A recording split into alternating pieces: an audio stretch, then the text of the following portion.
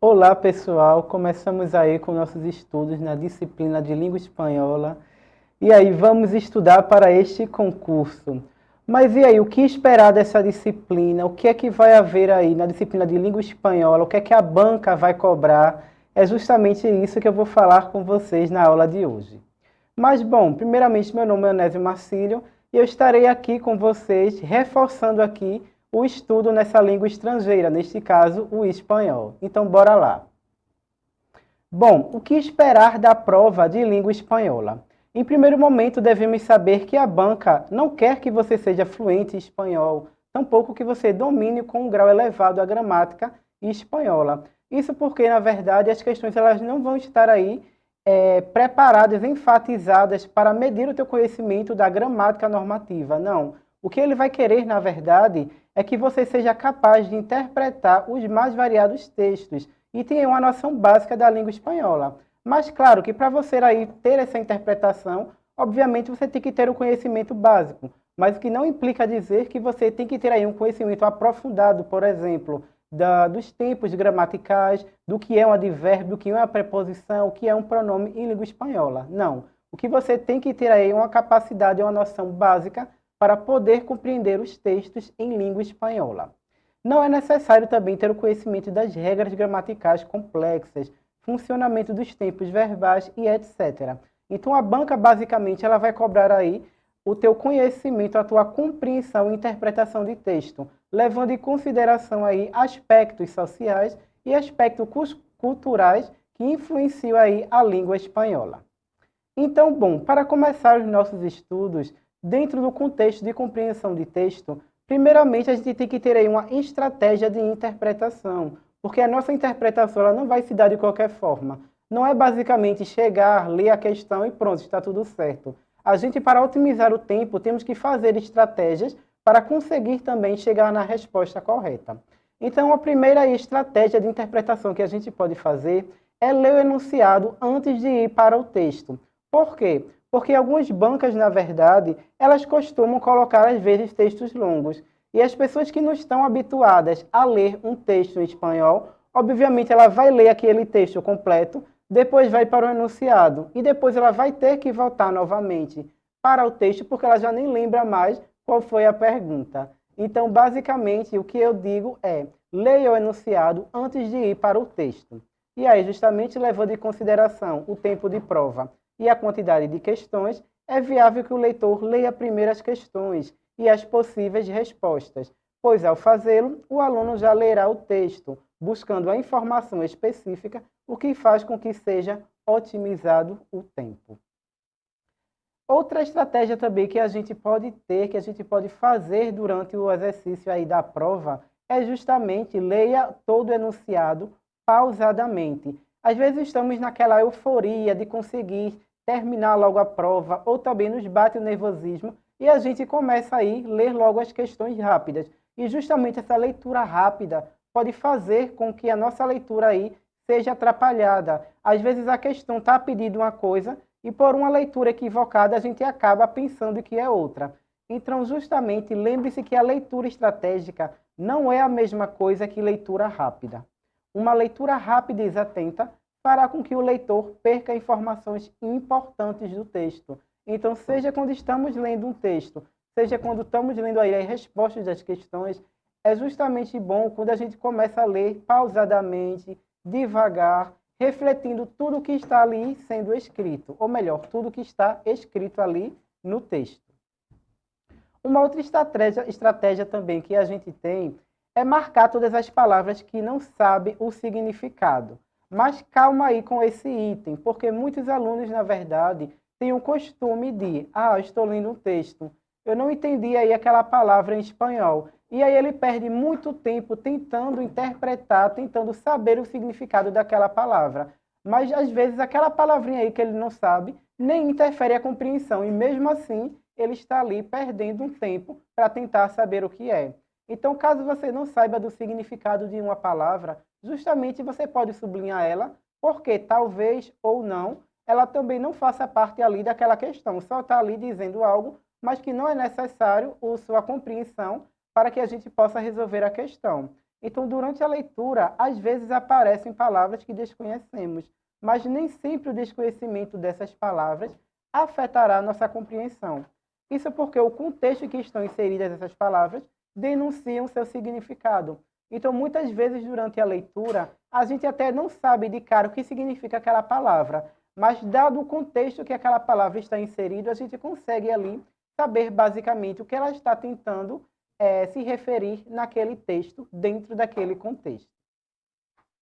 Uma outra estratégia também de interpretação que podemos ter é sublinhar as ideias mais importantes. Durante a nossa leitura, há ali, às vezes, não sei, no primeiro parágrafo, no segundo, 2 ou 3 linhas, que tem ali uma ideia importante, que ressalta ali algo bem importante dentro daquela temática do texto. Então, às vezes, é bom a gente sublinhar. Por quê? Porque talvez, quando a gente for justamente responder a questão, a gente pode voltar àquela parte do texto e a gente já sabe justamente aonde estará cada parte. Então, por isso que eu digo que é bom sublinhar as ideias mais importantes. E aí, uma estratégia que auxilia na captação dos sentidos propostos pelo texto é marcar as palavras, frases ou parágrafos em que contenham ideias importantes sobre a temática ou que lhe auxiliarão na compreensão daquele tema. Uma outra estratégia também que a gente pode ter é não traga elementos externos para as suas respostas. Esse é um item basicamente muito importante. Por quê? Porque no nosso processo de compreensão e interpretação do texto, a gente, na verdade, não pode inferir e não pode trazer coisas a mais além do texto. A gente até pode fazer determinadas inferências perante o que está escrito ali no texto, mas não podemos dizer, por exemplo, se o texto está dizendo que a maçã foi comida por Maria, a gente não tem como afirmar que a maçã foi comida por José, porque o texto está bem explícito no que ele está dizendo. Então temos que ter muito cuidado justamente nesses elementos que a gente traz nessas nossas interpretações. Muita atenção nessa dica. Não faça suposições não comprovadas pelo texto, mesmo que elas sejam verdadeiras. Quando se trata de interpretação de texto, nós devemos nos basear apenas no que está escrito no texto, ignorando informações que, apesar de verídicas, não estão presentes. Então, eis aí mais uma estratégia de interpretação. Outra também estratégia que nós podemos ter é justamente não se confunda com informações corretas em momentos inadequados. Uma estratégia que as bancas fazem muito com os alunos é pegar parte dos textos e colocar nas respostas. E aí, quando o aluno está vendo ali aquela resposta, ele pensa, essa resposta é a certa, porque determinada palavra ou frase consta no texto. Mas é aí que você se engana, porque as bancas já fazem isso de propósito. Então, você tem que justamente averiguar se aquela palavra ali está de acordo com o que está pedindo a questão, mesmo ela estando ou não no texto. Então, essa é uma das formas mais fáceis de cair numa pegadinha. Não é só porque uma alternativa é verdadeira e está presente no texto que ela é obrigatoriamente a correta. Atente-se apenas ao enunciado da questão e responda o que ela está solicitando, e nada mais que isso. Outra estratégia também é cuidado com as palavras generalistas e fortes. Você vai perceber que, às vezes, nas nossas questões, sempre aparecem palavras como nunca, siempre, ningún ou ninguno, todo, sin exceção e os seus derivados. E aí, justamente, você deve aí se perguntar, será que essa questão que está dizendo que nunca acontece tal ação é isso mesmo? O texto ele está dizendo isso? Ou também, será que essa questão aí que está dizendo, com exceção de determinada coisa, isso está expresso no texto? Será que está ou não? Então devemos sempre nos fazer esta pergunta, justamente para a gente não cair nessa pegadinha e ser levado ao equívoco. Então deve chamar sua atenção justamente nessa hora de responder as questões. Todas as vezes que tiver uma palavra dessas nas alternativas de respostas, pergunte, mas será que são todas mesmo? Ou a palavra nunca é adequada para essa resposta? Então, todas as vezes que você encontrar aí essas palavras generalistas e fortes, sempre se pergunte se de fato o que está sendo expresso ali também está sendo expresso no texto. Porque, caso não, essa é mais uma alternativa incorreta. E aí, bom, dado esse contexto de compreensão de texto, de interpretação, algo que devemos levar em consideração dentro desse aspecto de língua espanhola são as tipologias textuales, ou seja, os tipos de texto. Então, las tipologías textuales, también llamadas tipos textuales o tipos de texto, son las distintas formas que puede adoptar un texto para responder a diferentes intenciones comunicativas. Los aspectos constructivos de un texto difieren en función de la finalidad del mismo. Contar, descrever, argumentar, informar. Então, o que é que ele está dizendo aí? Basicamente, ele está explicando que os tipos de texto são justamente divididos de acordo com a sua função. Sempre quando escrevemos um texto, a gente faz com uma função, porque, por exemplo, dado o contexto, por exemplo, do Enem, algo aí extra da banca, se a gente escreve para o Enem, temos ali uma estrutura fixa, que é ali, na verdade, um texto argumentativo. Agora, se a gente vai fazer um texto aí para uma outra banca específica, possa ser, na verdade, que ela só peça para que a gente descreva alguma coisa. Então, sempre que a gente aí faz um texto, o fazemos aí com uma função. Uma outra coisa também que devemos levar em consideração é a definição de texto. O texto, na verdade, não somente diz respeito a algo escrito. Por exemplo, a minha fala nesse exato momento é um tipo de texto, sendo considerado, na verdade, um texto oral. Então, o texto, na verdade, ele pode se caracterizar tanto na modalidade oral, como também na modalidade escrita. Então, tem essas duas modalidades. Então, dentro desse aspecto de tipologia textual, em primeiro momento, temos o texto narrativo. O objetivo principal de um texto narrativo é contar uma história a través de una secuencia de acciones reales o imaginarias. La narración se construye en torno a elementos narrativos, como el espacio, el tiempo, el personaje, la trama y el narrador. Como ejemplos de texto, tenemos aí como novelas, cuentos e relatos. Então, dentro desse contexto de um texto narrativo, ele se caracteriza aí justamente por ter elementos da narrativa, que obviamente são o espaço, o tempo, o personagem, a trama e o narrador. Então, caso você esteja lendo um texto que contenha esses elementos, que, por exemplo, tenha um personagem inserido aí dentro de uma trama, dentro de uma narração, se caracteriza justamente como um texto narrativo. E aí, obviamente, como os exemplos que eu dei para vocês, temos a novela, conto, um relato, assim também como muitos outros textos narrativos. Uma outra tipologia textual que temos em língua espanhola é o texto descriptivo. Los textos descriptivos se caracterizan por describir algo al lector. Por lo tanto, el texto descriptivo presenta muchas características, adjetivos y detalles para que el lector tenga una visión clara de a qué se refiere la descripción. Los textos descriptivos pueden hablar de varias cosas como personas, objetos, situaciones, espaço ou lugar. Então, basicamente, como o próprio nome já denuncia, o texto descritivo se caracteriza aí por descrever alguma coisa. Possa ser que ele esteja descrevendo aí, não sei, algum aspecto social que aconteceu, algo de alguma guerra, alguma história, ou até pode descrever aí, não sei, alguma personalidade importante, uma atriz, um jogador de futebol, o que seja. Então, quando você começa a ler aquele texto e percebe aí que ele está ressaltando características de alguma coisa, é porque, obviamente, esse texto se caracteriza como descritivo. Um outro exemplo de tipologia textual que temos também é o texto dissertativo. A tipologia dissertativa tem como finalidade persuadir al lector, es decir, hacer que se convenza de algo. Este tipo es muy común en artículos científicos y disertaciones monográficas cuando el autor necesita exponer las ideas y presentar datos, referencias y hechos que corroboren el contenido expuesto. El texto disertativo no debe hablar en primera persona, en este caso yo, sino en terceira persona, nosotros. E aí, basicamente, esse texto dissertativo, na verdade, ele se caracteriza em uma exposição de ideias e que a intenção maior e que a finalidade será justamente persuadir alguém. Então, por exemplo, se eu vou escrever aí, não sei, um texto referente a alguma guerra, obviamente eu vou fazer esse texto tentando aí, usando aí de características que convença o leitor sobre essa minha ideia.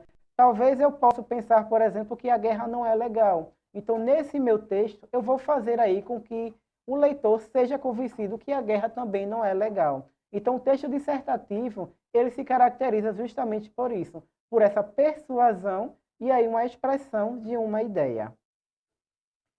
Outra tipologia também textual que temos em língua espanhola é o texto expositivo.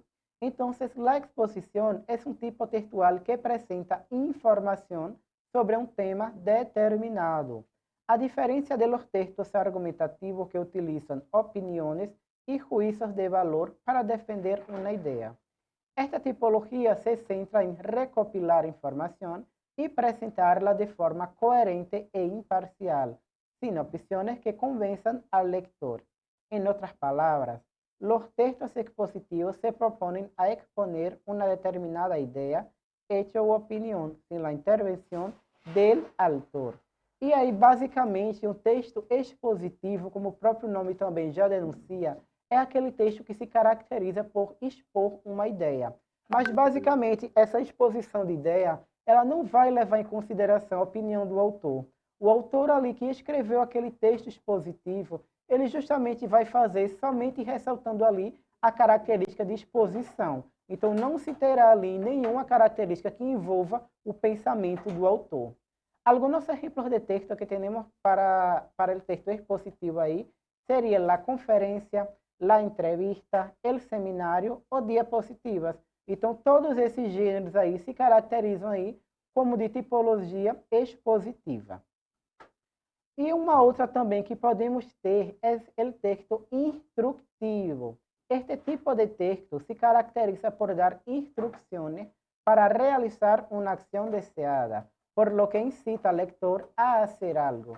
O próprio nome também já denuncia o que seria um texto instrutivo. São justamente aqueles tipos de texto que nos dão uma instrução sobre algo, que nos pedem para fazer determinada coisa. Como, por exemplo, recetas, manuales de instrucción, prospectos de medicamentos. Esta palavrinha aí, prospectos de medicamentos, em espanhol, significa, na verdade, o que a gente conhece como bula de medicamentos. Então, todos esses aí, a bula, os manuais de instruções ou receitas, se caracterizam por nos dar uma instrução sobre algo, por mandar a gente fazer determinada coisa.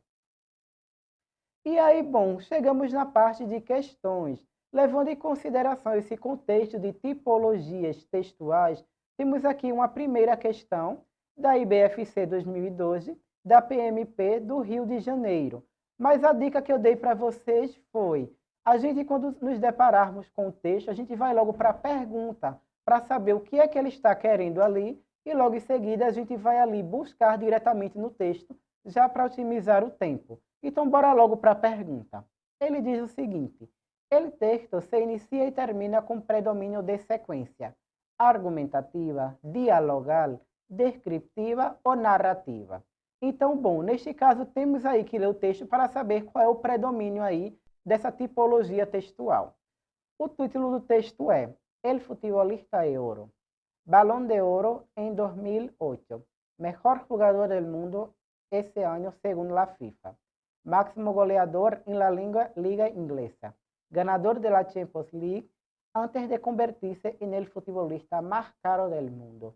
Ronaldo acumuló títulos hasta llegar a ser esa figura única. A mitad de camino entre el deporte y el espectáculo, él sabe perfectamente que hoy en día la influencia de una estrella debe ir más allá del terreno de juego. No basta con meter goles o ganar títulos. Hay que ser un modelo que seguir. Hay que tener una imagen. Así crece el cristiano de los 1000 peinados, de los pendientes de diamantes, de la ropa de moda, los coches deportivos y los esportes de publicidad, de los marketing com mayúsculas. E aí, basicamente, temos esse texto, cujo título é El Futebolista de Ouro. Mas, basicamente, de quem ele está falando? Ao que está se referindo a esse texto? Justamente vemos aí, inicialmente, alguns adjetivos para nomear essa pessoa. Balão de ouro, Mejor jogador del mundo, segundo a FIFA, máximo goleador. E aí, basicamente, já no finzinho, ele diz o nome da pessoa, Cristiano. Então, neste caso, o texto aí, ele está se referindo a Cristiano Ronaldo. Mas a nossa pergunta é, o texto, ele inicia e termina com o predomínio de quê? Um texto argumentativo, dialogal, descritivo ou narrativo? Levando em consideração a primeira letrinha, no argumentativo. Esse texto ele se caracteriza aí por ter um argumento, está argumentando algo. Nesse caso, não. A gente não vê aí nenhum indício de argumentação do início ao fim do texto. A gente já poderia eliminar a letra A. A letra B diz o seguinte, uma predominância de texto dialogal. A gente vê aí algum diálogo nesse texto, há algum personagem aí dialogando um com o outro? Também não, não há predominância de um diálogo. Então também descartaríamos aí a letra B. Já a letra C, ela diz que seria um texto descritivo. Seria isso? Sim, porque na verdade ele está descrevendo aí, basicamente e de forma resumida, o jogador Cristiano Ronaldo, em que inicialmente ele começou aí dando alguns adjetivos como balão de ouro, que na verdade significaria aí bola de ouro, significa também aí melhor jogador ou também máximo goleador. E aí depois ele começa a dizer também que ele sabe perfeitamente que hoje é uma influência de uma estrela, ou seja, que ele alcançou aí o auge da sua fama. Então, basicamente, esse texto se caracteriza como um texto descritivo, em que ele está descrevendo aí o jogador Cristiano Ronaldo. Por que não poderia ser um texto narrativo também, cuja letra aí é a letra D? Porque, na verdade, para ser um texto narrativo, ele deveria aí ter os elementos da narrativa, cujos elementos são personagem, tempo, espaço.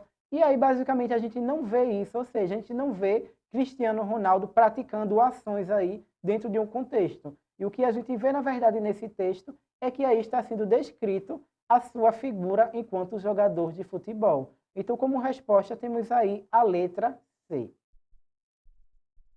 Uma outra questão também da IBFC 2018, da CBM de Sergipe, temos aí um pequeno fragmento para a gente ler. E já indo direto à pergunta, temos o fragmento do poema de Alfredo Cuervo Barreiro, nos apresenta um tema que se relaciona diretamente com desejo de todo ser humano, tristeza e inibição, solidariedade e confiança, ou igualdade e fraternidade. Então, dado aí essas respostas, bora ler o texto e saber com que se relaciona diretamente o que está sendo descrito nesse texto. Então, o fragmento ele diz: queda prohibido no crear mi historia, dejar de dar las gracias a mi familia por mi vida, no tener un momento para la gente que me necesite, no comprender que lo que la vida nos da también nos los quita.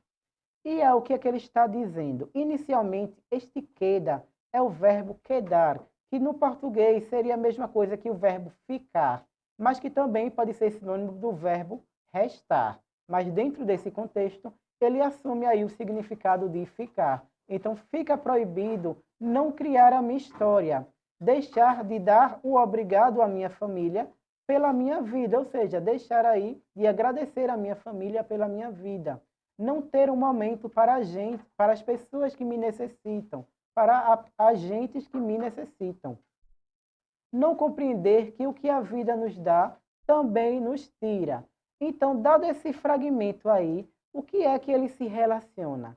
Será que ele se relaciona de desejo de todo ser humano? Ou seja, será que todo ser humano aí ele quer isso? Que na verdade ser grato, a gente não pode falar pelos outros. Então, logo, a gente não tem como afirmar que todo ser humano ele quer justamente ser grato. Ele quer aí ter essa visão de gratidão para com a vida. Então, já descartaríamos a letra A, porque não tem como ser essa opção.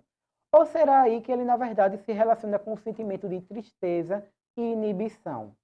Ora, se a gente percebeu aí na questão em que ele está relacionado com o sentimento de gratidão, um sentimento aí de agradecimento, de dar o obrigado à nossa família, de que fica proibido não criar a minha história, a gente não tem como aí inferir que ele está aí triste. Não, ao contrário, é um sentimento de felicidade. Então já descartaríamos a letra B.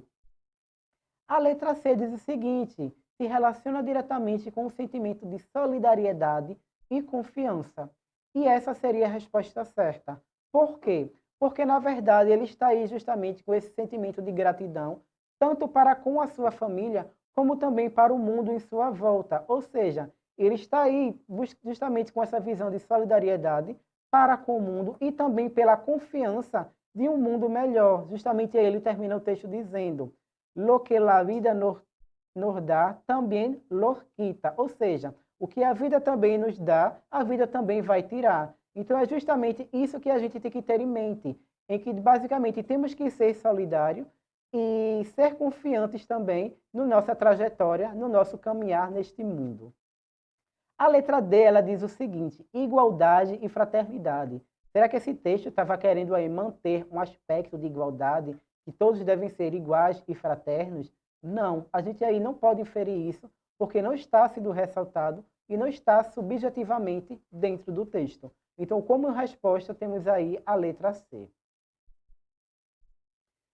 Um outro também questão que a gente temos, que também é da banca IBFC de 2018, justamente temos aí mais um inserto, um pequeno texto, e aí já lendo diretamente a pergunta, ele diz: com base no texto, podemos afirmar que...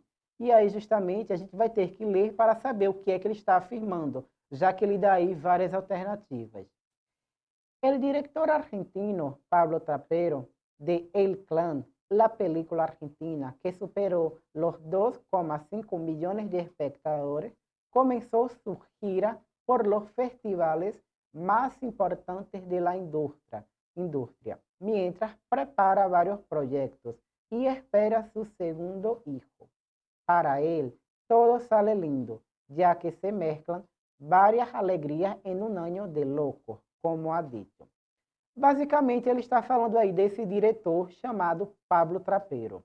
E aí, justamente depois, ele diz El Clan. E o que seria este El Clan dentro desse contexto? Ele, em seguida, diz que, na verdade, é uma película argentina.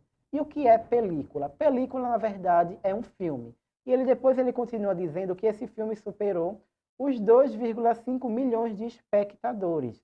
E aí começou sua gira. Mas o que seria gira? Gira, na verdade, seria o que a gente conhece por tour. Então, começou sua gira por los festivales mais importantes de la indústria. Mientras, o que significa aí essa palavra mientras em língua espanhola? Significa, na verdade, enquanto. Então, enquanto prepara vários projetos e espera o seu segundo filho.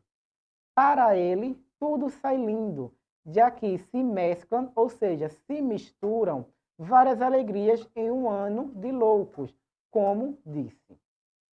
E aí, com base nesse texto, podemos afirmar que a primeira opção, El Clan, é uma novela que superou as expectativas de telespectadores. Será que é isso? Justamente ali aparece a palavra superar, mas não é as expectativas de telespectadores, e sim justamente a quantidade de telespectadores. Então temos que ter essa noção aí com esse joguinho de palavras que a banca trouxe. Então já podíamos descartar a primeira opção. A segunda opção, ela diz: o ano do diretor Pablo Trapero está muito bom, pois as alegrias se misturam entre projetos de trabalho e família. Sim, justamente na parte do texto está dizendo isso, que ainda que seja um ano de loucos, para ele está sendo um ano bom, já que justamente ele alcançou aí essa grande notoriedade do seu filme e também porque ele vai ter aí o seu segundo filho. Então, a segunda opção está correta. A terceira opção diz o seguinte: foram vendidos mais de 2,5 milhões de livros do diretor argentino Pablo Trapero, que também se prepara para ser pai novamente. Ora, 2,5 milhões de livros? Em qual parte do texto está sendo dito isso? Nenhuma, porque o que está falando de 2,5 milhões é justamente aí a quantidade de espectadores, e não que se vendeu livros. Então já podemos também descartar a terceira opção. E até então temos como correto somente a segunda. E aí, o diretor Pablo Trapeiro se prepara para ser pai pela segunda vez e também iniciar um novo projeto para o próximo ano. Sim, porque o texto está dizendo que ele vai ser pai pela segunda vez e que aí que ele também tem aí essa projeção de iniciar novos projetos. O ano do diretor Paulo Trapeiro foi muito bom, já que seu filme El Clã superou os 2,5 milhões de espectadores. Na verdade, sim, essa opção está correta. E só corrigindo o pequeno equívoco, é que a palavra próximo ano ali não está sendo dita no texto. Então, basicamente, por conta dessa palavra próximo ano, a opção 4 está equivocada. Então, temos aí como opção correta a opção 2 e a opção 5, que basicamente seria aí a opção da letra D e que seriam as afirmativas corretas para o que está sendo expresso dentro do texto, ok? E aí temos também essa outra questão, que também é do IBFC 2018. Já a pergunta diz o seguinte: com base na leitura do texto, é possível compreender que a comida de Costa Rica é muito sem sal, mas saborosa e saudável. Então, já levando em consideração essa primeira opção, a gente já vê aí que o texto está se referindo à comida. E de onde? Da Costa Rica, um país da América Latina. A segunda opção, o prato gallo pinto, inclui em seu feitio feijões, arroz, cebola, às vezes ovos e bananas. O gallo pinto é saboreado no café da manhã. O prato de Costa Rica é apreciado pelas tardes e se bebe com café puro ou com leite. O prato de Costa Rica é preparado em qualquer uma das refeições. Então, eis aí as opções de afirmativas perante o texto. Então, dado essas afirmativas que a gente leu e dado também a pergunta, bora lá buscar agora a resposta correta no texto. Então, cujo título é Gallo Pinto, Costa Rica. En general, la comida en Costa Rica es muy sencilla. O que seria sencilla? Na verdade, muito fácil, muito simples. Pero também sana e muito sabrosa. E aí, pero seria, na verdade, o sentido de mais. E sana, uma comida boa, uma comida sã. Para el desayuno, hacen el famoso gallo pinto. O que seria desayuno? Na verdade, café da manhã. Gallo es el término utilizado para los bocadillos que los costarricenses hacen usando pequeñas tortillas de maíz. Bocadillos, na verdade, poderia ser sinônimo de sanduíches, de hambúrgueres. Então, isso seria aí bocadilho. Tortillas também, na verdade, é como se fosse uma massa de milho, ou seja, de maíz, que ela, na verdade, é assada no forno. Então, é uma massa bem aí fina, parecida com a massa fina de pizza, só que nesse caso, ao invés de trigo, ela é feita aí de milho. Este plato inclui frijoles negros, ou seja, feijões pretos, fritos com arroz e algumas vezes cebolla e outras especias. Los huevos se pueden preparar como desee, fritos ou revueltos. E o que é huevos revueltos? Ou seja, ovos mexidos. Luego se agregan los plátanos fritos, ou seja, as bananas fritas, que são muito dulces. Por último, 2 tortillas de maíz se colocam em cima. Se bebe café solo ou com leite.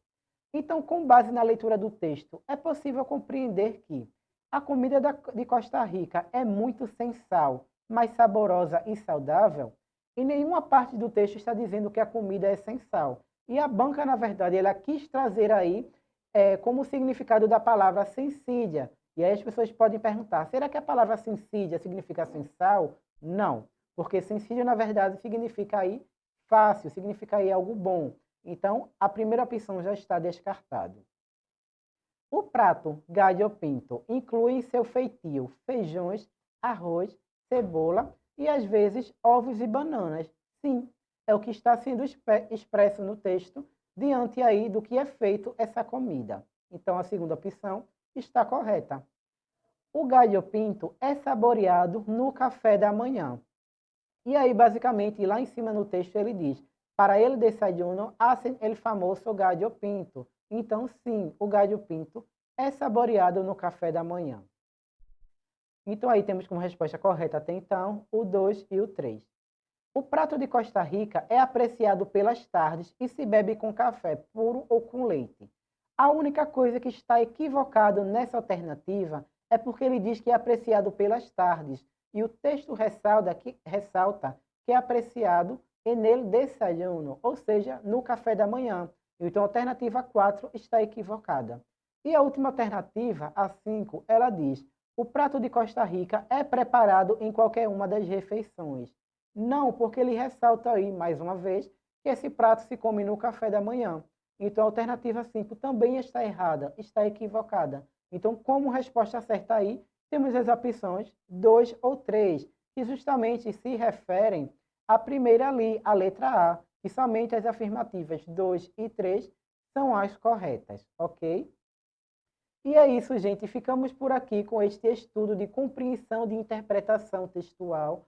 Uma dica que eu dou é, sempre que vocês encontrarem aí algo de interpretação de texto, vocês primeiramente vão ali naquele texto, olhem ali justamente as alternativas, o que é que está sendo pedido. Caso durante a leitura você encontre uma palavra que não sabe o significado, sublinhe, mas não perca tempo tentando ali saber o significado.